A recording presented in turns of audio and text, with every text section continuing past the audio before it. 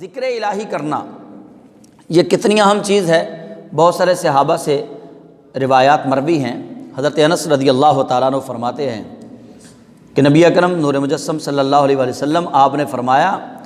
کہ جس طرح کپڑا میلا ہو جاتا ہے اور پھر اس کو دھونے کی ضرورت پڑتی ہے، جب کپڑا میلا ہو جائے پھر اس کو دھونے کی ضرورت پڑتی ہے، فرمایا تمہارے دل بھی میلے ہو جاتے ہیں، ان کو بھی دھونے کی ضرورت ہے۔ صحابہ نے عرض کی یا رسول اللہ صلی اللہ علیہ وسلم آقا دلوں کو کیسے دھویا جائے گا؟ فرمایا کپڑے کو پانی سے دھوتے ہو، دل کو اللہ کے ذکر سے دھو لو، اللہ کا ذکر کرو، تمہارے دل دھل جائیں گے، صاف ہو جائیں گے، چمک جائیں گے۔ ہم ذکر الہی سے بہت غافل ہیں، کئی گھنٹوں کا طویل سفر کرتے ہیں، گپے مارتے ہوئے ہم وہ سفر طے کر لیتے ہیں، چاہے جائے کہ ہم اس میں اللہ کا ذکر کریں۔ گپے مارنے سے یہ بہتر ہے کہ اللہ کا ذکر کریں، دوسروں کی باتیں کرنے سے بہتر ہے، چغلی کرنے سے بہتر ہے، غیبت کرنے سے بہتر ہے، بہتان لگانے سے بہتر ہے کہ ہم اللہ کا ذکر کریں۔ اور جس گھڑی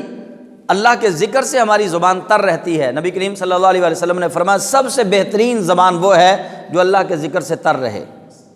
اور سب سے بہترین بندہ وہ ہے کہ جو دنیا سے اس حالت میں جائے کہ اس کی زبان ذکر الہی سے تر رہے،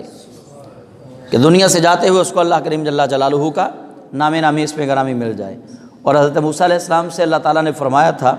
مصنف ابن ابی شیبہ میں یہ روایت موجود ہے کہ حضرت موسیٰ کلیم اللہ علیہ السلام سے رب تعالیٰ نے فرمایا تھا کہ اصل انسان وہی ہے جس کی زبان میرے ذکر سے تر رہے۔ فرمایا میری شان یہ ہے، میری شان یہ ہے، اللہ فرماتا ہے میری شان یہ ہے کہ بندے کی زبان میرے ذکر سے تر رہے، یہ اللہ کی شان ہے۔ اللہ اپنی شان بیان فرما رہا ہے کہ میری شان یہ ہے کہ بندے کی زبان میرے ذکر سے تر رہے۔ اور بزرگوں نے، عارفین نے تو یہ نتیجہ دے دیا ہے کہ بزرگوں کے نزدیک جو دم غافل سو دم کافر، وہ کہتے ہیں اگر ایک سانس بھی ہماری ذکر اللہ سے غافل چلی گئی، ایک سانس بھی اگر اللہ کی یاد سے غافل چلی گئی تو ہم اس سانس کو بھی کفر تصور کرتے ہیں کہ یہ سانس ہماری کافروں والی سانس گئی ہے، کہ اس گھڑی ہم اپنے مالک کو یاد نہ کر سکے۔ ایک بزرگ بڑے مشہور ذاکرین میں سے ہیں، ان کا نام، یہ روایتوں میں بزرگوں کے نام بدل بدل کے آتے رہتے ہیں۔ ایک روایت ہے وہ حضرت بہلول دانا رحمۃ اللہ علیہ کے بارے میں ہے، ایک روایت میں حضرت جنید بغدادی رحمۃ اللہ علیہ کے بارے میں نام ہے۔ جو بزرگوں کے نام بدلتے رہتے ہیں روایات میں، لیکن بات اصل میں سمجھانے والی ہوتی ہے کہ بندہ سمجھ لے بات۔ کوئی بزرگ تھے جن کا مشغلہ یہ تھا کہ وہ عارفین کو ڈھونڈتے، عارفین کو، عارف کہتے ہیں جو اللہ کی پہچان رکھنے والا ہو، جو معرفت خداوندی کا علم رکھتا ہو، اللہ کو جانتا ہو۔ اللہ کا ذکر کرنا اور بات ہے، اللہ کو جاننا اور بات ہے،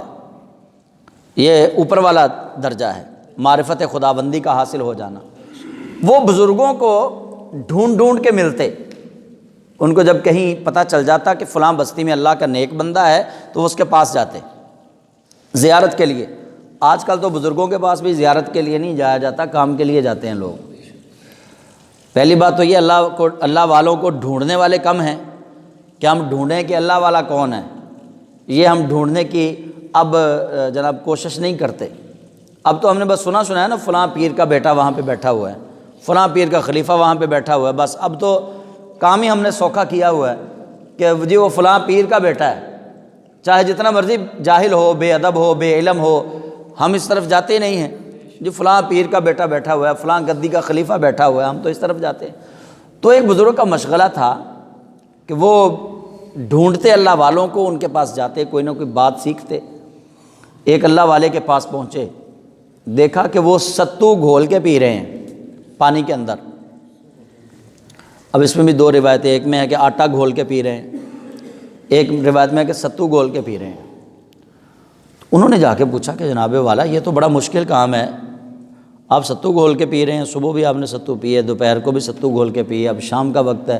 تو 3 وقت آپ ستو گھول کے پیتے ہیں، آپ کھانا نہیں کھاتے۔ اب یہ